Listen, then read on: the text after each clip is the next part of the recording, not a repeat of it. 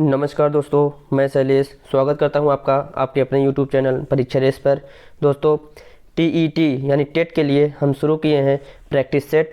ये आज का हमारा ये दूसरा सीडीपी का प्रैक्टिस सेट होगा, जिसमें हम प्रश्नों के माध्यम से बार बार पूछे जाने वाले सिद्धांत और उनके कीवर्ड्स को सॉल्व करते हुए चलेंगे, उसको एक एक पॉइंट को अध्ययन करते हुए चलेंगे। तो आइए शुरू करते हैं आज का सेशन। आज के सेशन का हमारा पहला प्रश्न, निम्नलिखित में से क्या प्राथमिक पुनर्बलन के रूप में प्रयोग हो सकता है। मतलब इनमें से क्या है जो प्राथमिक पुनर्बलन के रूप में प्रयोग हो सकता है। प्राथमिक पुनर्बलन वह पुनर्बलन होता है जो हमारी दैहिक आवश्यकताओं की पूर्ति करता है, अर्थात मतलब जो हमारे शरीर की जो आवश्यकता होती है, चाहे भोजन हो, पानी हो, सोना हो, मतलब आराम हो, आराम की चीज़ें, वो सब चीज़ें हमारे प्राथमिक पुनर्बलन में आती हैं। तो खाने की चीज़ें में बिस्किट मतलब हमारा खाने की चीज़ में आता है, तो यह प्राथमिक पुनर्बलन होगा। आइए देखते हैं पुनर्बलन क्या होता है। पुनर्बलन यानी रेनफोर्समेंट, ये मुख्यतः दो प्रकार के होते हैं, धनात्मक पुनर्बलन या प्राथमिक पुनर्बलन। धनात्मक को ही प्राथमिक पुनर्बलन कहते हैं, जैसे भोजन, पानी, आराम, ये सब आ जाती है उस चीज़ में।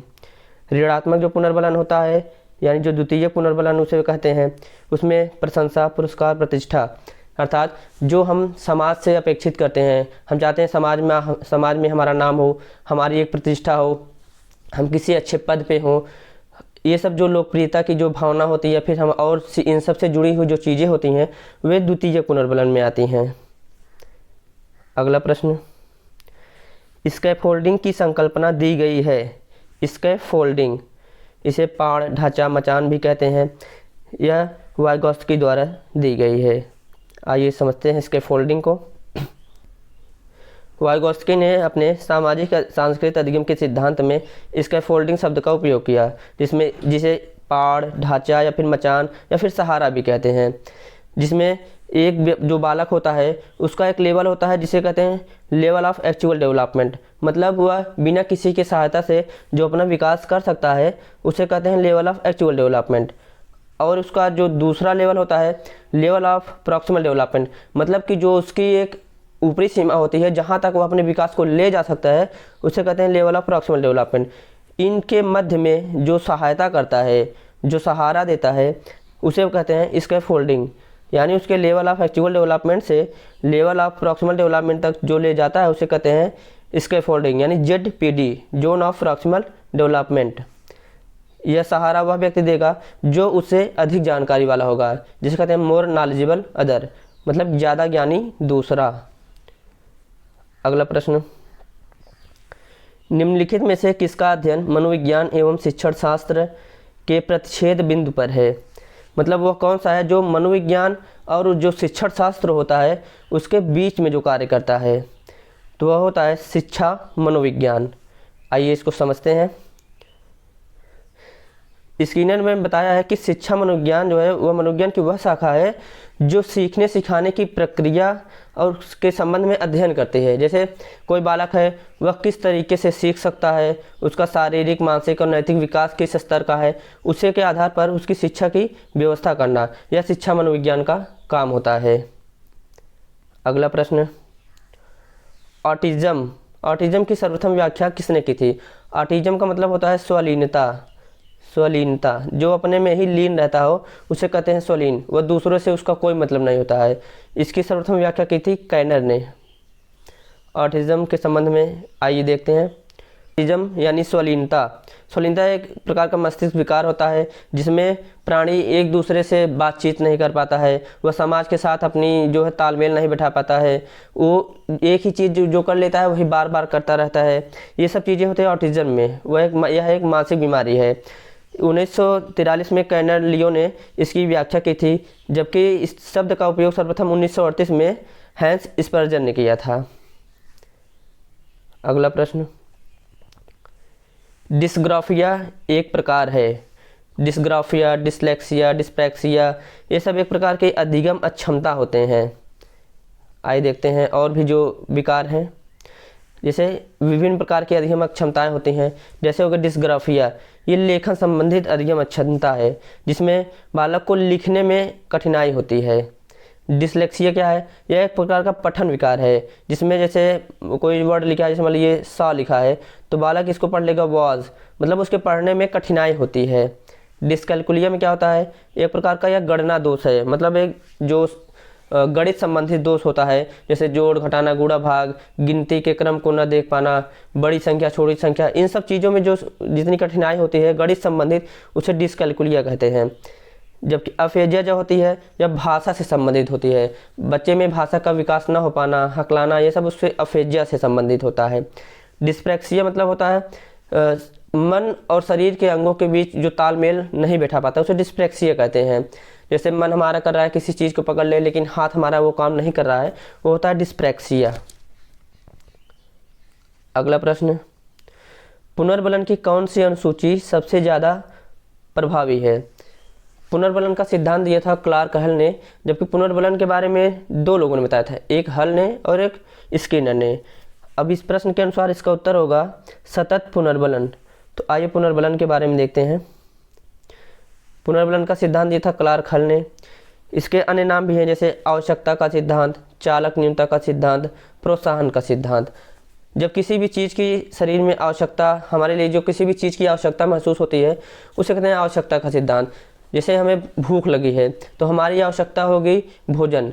हमारे अंदर जो चालन या फिर ड्राइवर का काम जो करेगा, वो होती है हमारा भूख जो है चालन का काम करेगा। और हमें जब भोजन प्राप्त हो जाता है, वह हमें प्रोत्साहन का हमारे लिए कार्य करता है। फिर दोबारा हमें जब भूख लगती है, तो हम एक भोजन जो प्राप्त हुआ है, वो एक प्रोत्साहन का कार्य करेगा हमारे लिए। हम फिर से भोजन प्राप्त करने की चाह रखेंगे या फिर भोजन प्राप्त करने का प्रयास करेंगे। अब हल ने दो प्रकार के पुनर्बलन बताए, एक है सतत पुनर्बलन और एक है आंशिक पुनर्बलन। सतत पुनर्बलन होता है कि लगातार समय समय पर बच्चा अगर कार्य कर रहा है, तो उसके अच्छे कार्यों के लिए उसको पुरस्कार देते रहना या फिर पुनर्बलन देते रहना। आंशिक पुनर्बलन क्या होता है? जैसे कई सारे सही काम करने के बाद उसे एक काम के लिए पुनर्बलन दे देना, जिसमें समय निश्चित नहीं होता कि कब देना है। और स्किनर ने 3 प्रकार के पुनर्बलन बताए, उसमें प्राथमिक या द्वितीयक पुनर्बलन। प्राथमिक या द्वितीयक में क्या होता है? जो उसके निजी संबंधित होती है, जो दैहिक आवश्यकता होती है, जैसे भूख है तो भोजन, पानी, निद्रा, ये सब, ये द्वितीयक में हो गए। धनात्मक और ऋणात्मक में, धनात्मक होता है कि अगर हम कुछ अच्छा कर रहे हैं, उसके लिए हमें पुरस्कार मिले, वो धनात्मक हो गया। ऋणात्मक पुनर्बलन, ऋणात्मक शब्द है, लेकिन इसका अर्थ होता है कि अगर हम कोई चीज़ सीख रहे हैं और हमारे सीखने में अगर कोई बाधा उत्पन्न हो रही है, तो उस बाधा को दूर करना ऋणात्मक पुनर्बलन होता है। सतत या आंशिक पुनर्बलन, यह मतलब एक सतत मतलब होता है निरंतर समय समय पर दिए जाने वाला। आंशिक होता है कि कई अच्छे कार्यों में से किसी एक कार्य के लिए पुनर्बलन देना। अगला प्रश्न, किसने शिशुओं के मस्तिष्क को खाली स्लेट माना था? तो ये थे जॉन लॉक। जॉन लॉक मानते थे कि जो शिशु पैदा होता है, तो जन्म के समय उसके मस्तिष्क में कोई भी चीज़ नहीं होती है, उसका जो मस्तिष्क होता है एकदम खाली होता है। वो जैसे जैसे समाज में रहता है, समाज से चीज़ें उसके मस्तिष्क में छपती जाती हैं, वह और उन्हीं चीज़ों को जो है अपने दिमाग में स्टोर करता जाता है, और आगे चलकर उसका व्यक्तित्व भी वैसा बनता जाता है। तो जो बालक होता है, उसका जो मस्तिष्क होता है, वो खाली स्लेट होता है, ये कहा था जॉन लॉक ने। अगला प्रश्न, निम्नलिखित में से कौन सी व्यक्तित्व मापन की मनोविश्लेषणात्मक विधि नहीं है? मनोविश्लेषणात्मक विधि 4 प्रकार की है। मनोविश्लेषणात्मक विधियों में 3 विधियां जो है सिगमंड फ्रायड ने दिया है, एक दिया फ्रांसिस गाल्टन ने। जैसे पहला शब्द साहचर्य विधि जो है, ये फ्रांसिस गाल्टन ने दिया है। इसमें क्या होता है कि बालक को कोई शब्द दे दिया जाता है और उससे कहा जाता है कि आप इससे जुड़े हुए कम से कम 400 शब्द 500 शब्द में जुड़े हुए कोई पैसेज लिखिए। तो बालक उस शब्द पर जो अपने भाव प्रकट करता है, जो अपना विचार प्रकट करता है, तो उसके हिसाब से हम समझ पाते हैं कि उसका व्यक्तित्व कैसा है, वो किस प्रकार की सोच रखता है। अगर वो किसी खेल से संबंधित लिखेगा, तो हम समझेंगे यह मतलब खेल के प्रति इसका आकर्षण है। अगर वह पॉलिटिकल चीज़ लिखेगा, तो हम समझेंगे कि राजनीतिक रूप से इसका आकर्षण राजनीतिक की तरफ है। तो इन सब चीज़ों से हम उसे समझ सकते हैं। स्वतंत्र साहचर्य व्यवहार विधि क्या है?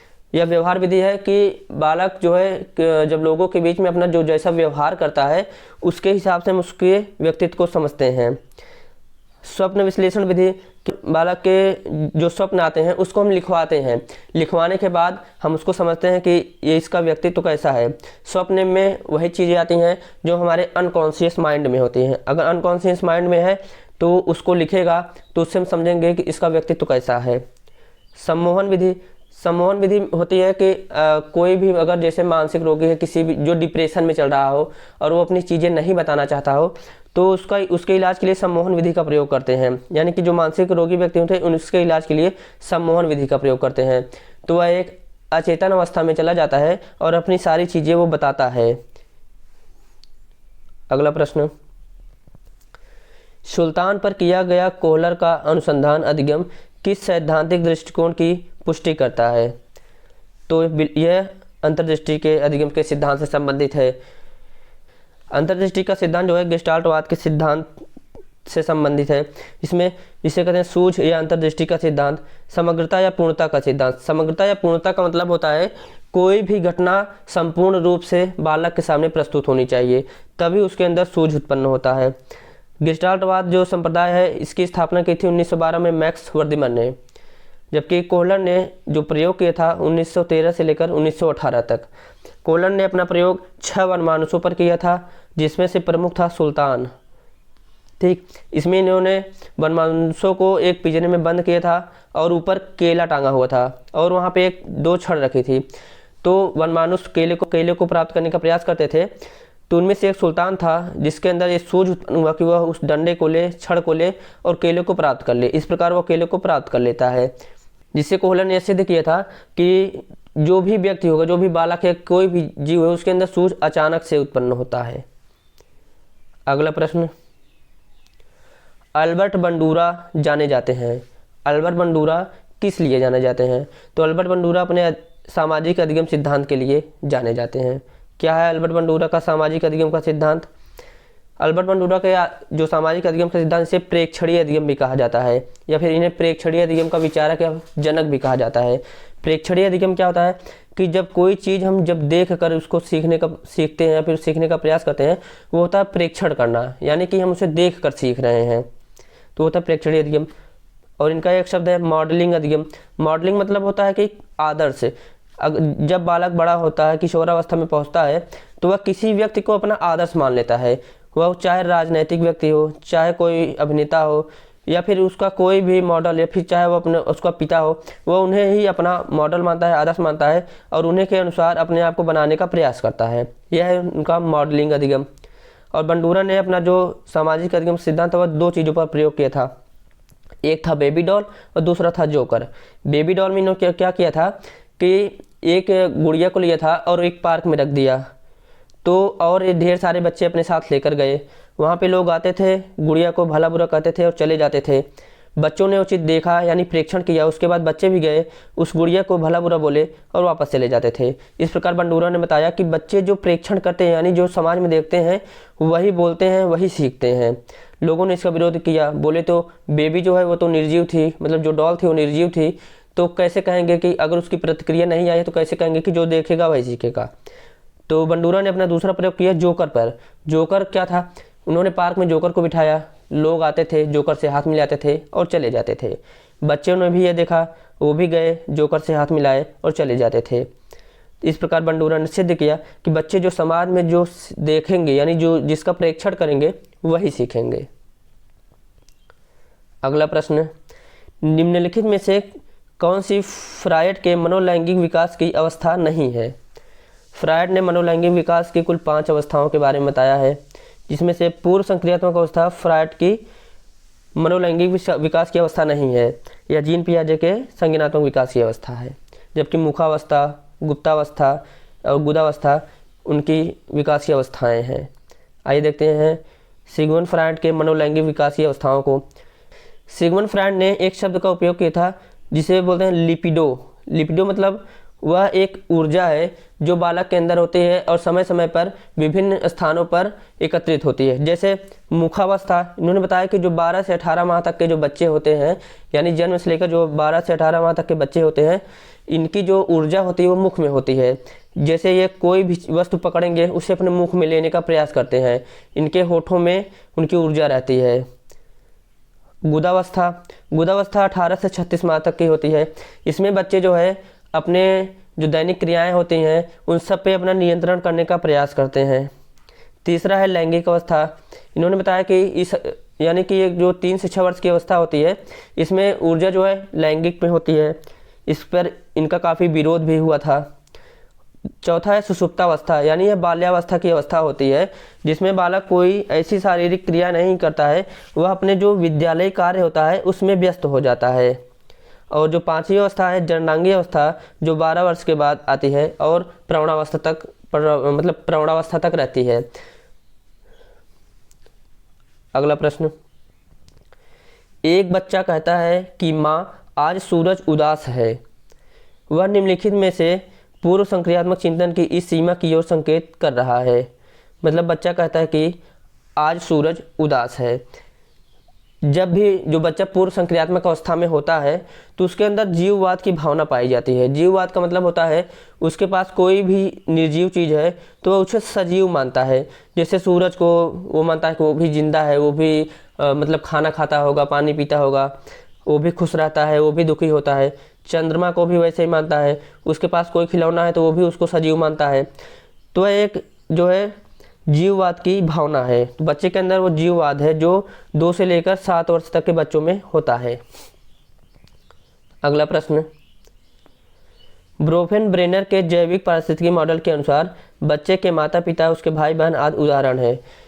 ब्रोफेन ब्रेनर ने 4 अवस्थाएं बताई थी, जिसमें बताया था कि 4 तंत्र बताए थे, जिनमें बताया था कि कौन कौन से लोग उसके तंत्र में आते हैं। जैसे सूक्ष्म तंत्र में उसका परिवार हो गया, उसके माता पिता, उसके भाई बहन, ये सब सूक्ष्म तंत्र में आते हैं। एक छोटा दायरा, इसका उत्तर होगा सूक्ष्म तंत्र।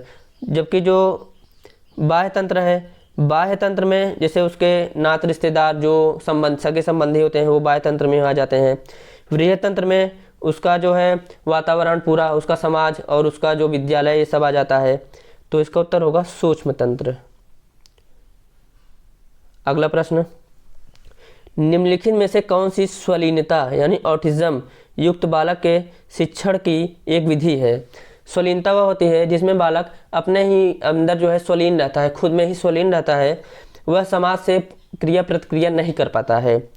तो इसमें होता है कि अगर कोई बालक स्वलीन है तो उसे चित्र आदान प्रदान की संचार पद्धति अपनाई जाए, जिसे वह बोलने में तो असमर्थ है लेकिन हो सकता है कि वह चित्रों के माध्यम से चीज़ों को समझ सके। तो इसका उत्तर होगा चित्र आदान प्रदान संचार पद्धति। अगला प्रश्न, एक बालिका उसके पिता के प्रति आकर्षण को फ्रायड ने कहा था।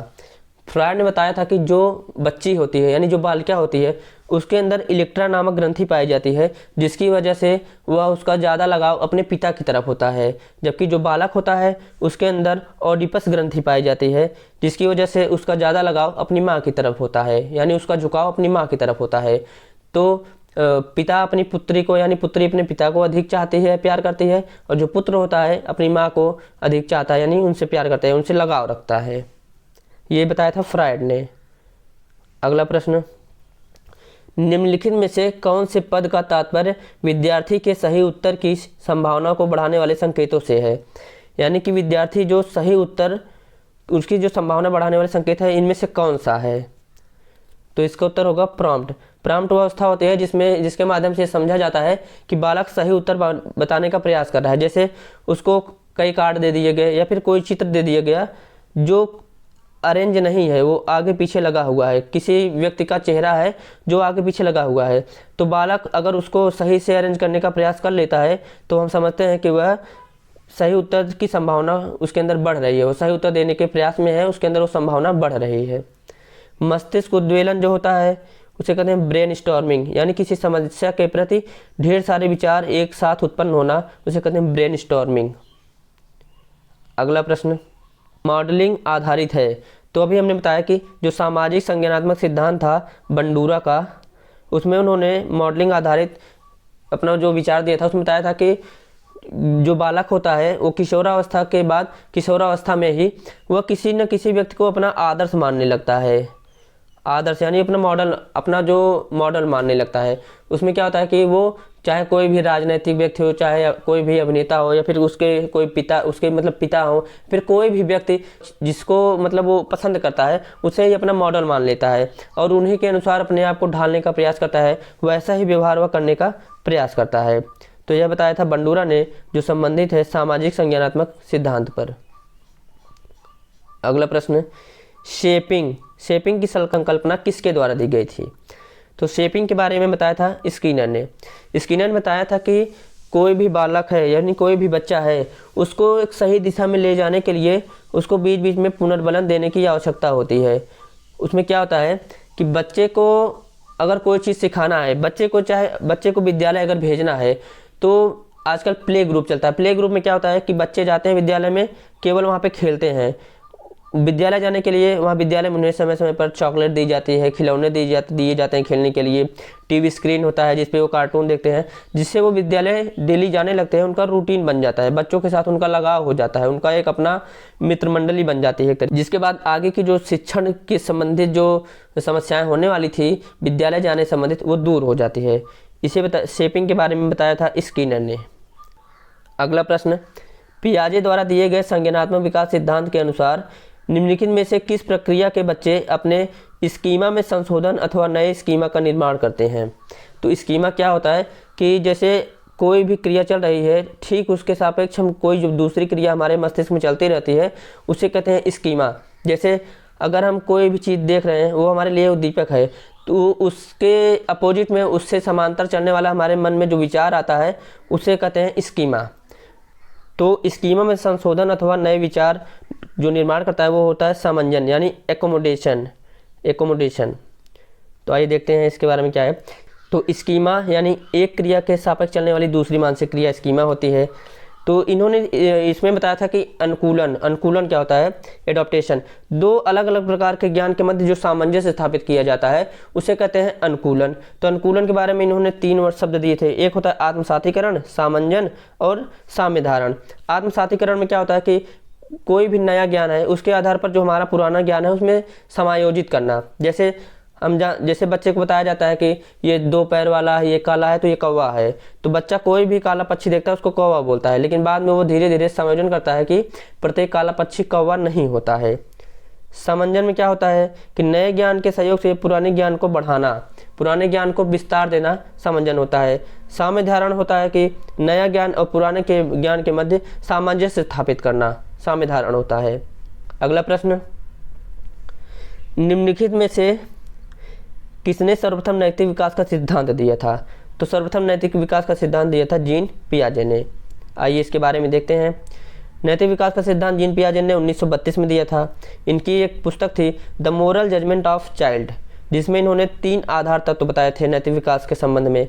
एक होता है संवेगात्मक तत्व, जिसमें कोई भी बालक या फिर कोई भी व्यक्ति अपनी संवेग के आधार पर अपने संवेग या फिर दूसरे की भावनाओं को समझने का प्रयास करता है, उसके अनुसार अपना व्यवहार करता है। व्यवहारात्मक तत्व होता है कि किसी परिस्थिति में कोई कैसा व्यवहार करेगा उसका व्यवहारात्मक तत्व होता है। संज्ञानात्मक तत्व होता है कि किसी चीज़ से जुड़ी हुई जानकारी या फिर ज्ञान, वो संज्ञानात्मक तत्व होता है। और नैतिक विकास के 2 स्तर बताए हैं पियाजे ने। एक था परायत नैतिकता या फिर जो वास्तविक नैतिकता होती है, जो दूसरों द्वारा बच्चे पर थोपी जाती है। यानी बच्चा होता है तो उससे बताया जाता है तुम इनसे ऐसे बात करो, इनसे ऐसा व्यवहार करो, ये सब चीज़ें उसे सिखाया जाता है। ये होती परायत यानी दूसरों द्वारा सिखाई गई नैतिकता। स्वायत्त नैतिकता में होती है कि जब वो बड़ा होता है, चीज़ों को समझने लगता है, तो वो खुद सही और गलत का निर्णय अपने आप से लेने लगता है, वह होती स्वायत्त नैतिकता। अगला प्रश्न है, यदि पहले सीखा गया कार्य नए सीखे जा रहे कार्य में बाधा उत्पन्न करता है तो अधिगम का यह स्थानांतरण क्या होगा?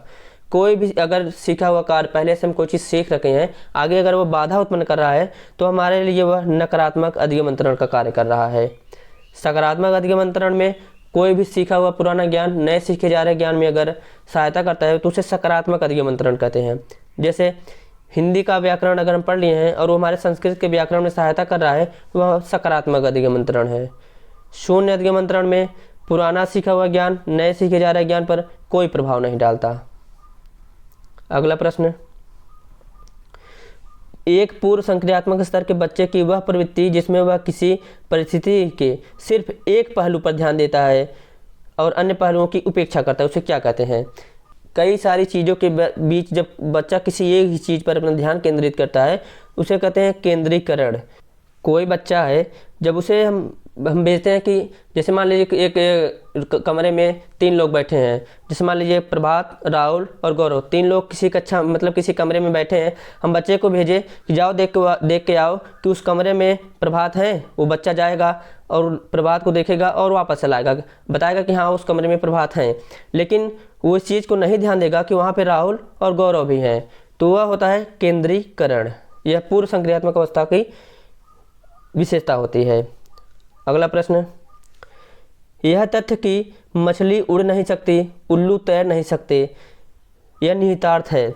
जिसमें मछली उड़ नहीं सकती, उल्लू तैर नहीं सकते, इंसान भी नहीं उड़ सकते, तो ये सब चीज़ें होती है उसके अधिगम के जैविक सीमाओं का। मतलब जो व्यक्ति मतलब कि जो भी जीव जिस वातावरण में पैदा होता है उसे के अनुसार उसकी शरीर की संरचना और उसका व्यवहार होता है। तो वो एक जो उसके जैविक सीमा, उसके जो जेनेटिक होती है, उसकी शरीर संरचना भी वैसी ही होती है। तो जैविक सीमाओं का प्रभाव होता है, जिससे मछली उड़ नहीं सकती, उल्लू तैर नहीं सकता। अगला प्रश्न, शेल्डन के अनुसार निम्न में से कौन सा व्यक्तित्व का प्रकार नहीं है? शेल्डन और क्रेसमर ये 2 हैं जिन्होंने शरीर रचना के आधार पर व्यक्तित्व का वर्गीकरण किया है। तो इस शेल्डन ने एंडोमॉर्फी, मीजोमॉर्फी, एक्टोमॉर्फी 3 व्यक्तित्व के प्रकार बताए थे, जबकि एस्थोमॉर्फी नहीं बताया था। तो इसका उत्तर होगा चौथा। आइए देखते हैं, शरीर संरचना के आधार पर व्यक्तित्व का वर्गीकरण 2 मनोवैज्ञानिकों ने किया, शेल्डन। एंडोमॉर्फी, मीजोमॉर्फी, एक्टोमॉर्फी, यानी गोलाकार, लंबाकार, आयताकार। गोलाकार जो होते हैं बहुत भावुक होते हैं, खाने पीने वाले होते हैं, शौकीन होते हैं, मोटे होते हैं। लंबाकार जो होते हैं वो पतले दुबले होते हैं, लंबे होते हैं और थोड़ा चिड़चिड़े वाले होते हैं। आयताकार जो होते हैं ये हष्ट पुष्ट होते हैं, खिलाड़ी होते हैं, इन सब चीज़ों में होते हैं। क्रेसमर ने 4 प्रकार बताया था, गोलकाय, लंबकाय, सुडौलकाय और मिश्रित काय। अगला प्रश्न, वर्ग समूह की योग्यता का विकास कब होता है? जब बच्चा लगभग 7 से 11 वर्ष की आयु में होता है तो वह एक अपना समूह बना लेता है और समूह के साथ ही रहना पसंद करता है, उनके साथ ही खेलना पसंद करता है, बिना आवश्यकता के अपने समूह के साथ टहलना पसंद करता है। तो यह अवस्था है मूर्त संक्रियात्मक अवस्था, जो होती है 7 से 11 वर्ष की अवस्था। अगला प्रश्न, निम्नलिखित में से कौन सा निरीक्षणात्मक अधिगम का तत्व नहीं है? निरीक्षणात्मक अधिगम होता है कि किसी भी चीज़ के जो हम निरीक्षण के दौरान उससे जो सीखते हैं उसका तत्व नहीं है। तो ध्यान होता है, संग्रहण भी होता है, उत्पादन होता है, लेकिन तैयारी इसका तत्व नहीं होता है। निरीक्षणात्मक अधिगम के 4 तत्व होते हैं, जैसे ध्यान, संग्रहण, उत्पादन और प्रेरणा। लास्ट में आती है प्रेरणा। अगला प्रश्न, दृष्टि से हटने के बाद मस्तिष्क से हट जाना किसकी उपयुक्त व्याख्या है? मतलब कोई भी चीज़ जब तक वो आँख के सामने है तब तक तो ठीक है, लेकिन जैसे वो आँख के सामने से ओझल होती है फिर वह मस्तिष्क के हट जाती है। ये आरंभिक संवेदीगामक अवस्था में, यानी जन्म से लेकर 6, 7, 8 महीने की वह अवस्था होती है आरंभिक संवेदीगामक अवस्था, जिसमें अगर बच्चे के सामने कोई चीज़ है तब तक वो ठीक है। अगर वो हटा लेती है, मतलब हटा लिया जाता है, तो वो उसके मस्तिष्क में चिन्ह नहीं रह जाता है, वो भूल जाता है उसे। अगला प्रश्न, मेयर एवं चलो के अनुसार निम्नलिखित में से कौन सी प्रक्रिया भावनात्मक बुद्धि के संप्रत्यय में शामिल नहीं है? भावनात्मक बुद्धि में क्या होता है? समझ होता है, प्रबंधन होता है, रचना होती है, लेकिन प्रत्यक्षण नहीं होता है। प्रत्यक्षण जो होता है वो व्यवहारिक में होता है। अगला प्रश्न, निम्नलिखित में से कौन सी ब्रूनर की संज्ञानात्मक विकास सिद्धांत की अवस्था नहीं है? ब्रूनर ने संज्ञानात्मक विकास की 3 अवस्था बताई है, इनेक्टिव, आइकॉनिक और सिंबॉलिक, जिसमें से मतलब क्रियात्मक, प्रतिबिंबात्मक, संकेतात्मक है, लेकिन एक्रिलिक अवस्था ये नहीं है। तो आइए देखते हैं ब्रूनर का संज्ञानात्मक विकास का सिद्धांत। ब्रूनर ने बताया था कि चिंतन में भाषा का विशेष महत्व होता है, मतलब भाषा के माध्यम से ही चिंतन होता है। ब्रूनर जो बताते हैं कि जो ज्ञान, संज्ञान अथवा जो अधिगम होता है उसका जो हम परफॉर्मेंस करते हैं, उसका जो निष्पत्ति हम करते हैं, उसकी 3 अवस्था बताई। एक क्रियात्मक अवस्था, यह सबसे छोटी अवस्था होती है जिसमें बच्चा किसी चीज़ को करके अपनी अभिव्यक्ति करना चाहता है, कोई भी चीज़ करके अपनी अभिव्यक्ति करता है, वो शब्दों के माध्यम से नहीं करना चाहता है। प्रतिबिंबात्मक में क्या होता है, यह 18 से 6 वर्ष तक की 18 माह से 6 वर्ष तक की अवस्था होता है। दिमाग में प्रतिबिंब बनता है, जैसे माँ का नाम लिया जाएगा तो उसकी माँ का चित्र उसके मन में आ जाएगा, उसके किसी दोस्त का नाम लिया जाएगा तो उसका चित्र उसके मस्तिष्क में आ जाएगा। तो ये सब चीज़ें होती हैं। संकेतात्मक स्तर में क्या होता है कि सिंबल आधारित होती है 6 वर्ष के बाद की अवस्था। जैसे हम गणित में अगर उसको बताएं कि जोड़ना क्या होता है तो सीधा प्लस का चिन्ह बना देगा, मतलब एक सिंबल बना देगा। घटाना क्या होता है तो वो माइनस का चिन्ह बना देगा। अगला प्रश्न और आज के सेशन का आखिरी प्रश्न है। आज आप लोग जरूर बताइएगा कि आज का सेशन कैसा लगा, इसके लिए हमने काफ़ी प्रयास किया है। तो आज देखते हैं आखिरी प्रश्न आज का। वाइगोत्स्की के अनुसार एक बच्चा जिन कार्यों को अपने दक्ष व्यक्ति की सहायता से पूरा कर सकता है उसकी ऊपरी सीमा कहलाती है। जो उसकी ऊपरी, जैसे हमने पहले बताया कि एक होता है वास्तविक विकास क्षेत्र, एक होता है कि जो संभावित विकास क्षेत्र, यानी कि जो वास्तविक विकास क्षेत्र किसी की सहायता से कि उसके बाद जो किया जाता है वो होता है संभावित विकास क्षेत्र, जिसे बोलते हैं ZPD, level of actual development, level of proximal development के बीच होता है संभावित विकास होता है, यानी जोन ऑफ प्रॉक्सिमल डेवलपमेंट, यानी ZPD। तो आज का सेशन कैसा लगा जरूर बताइएगा। तो मिलते हैं अगले वीडियो में, तब तक के लिए धन्यवाद, नमस्कार।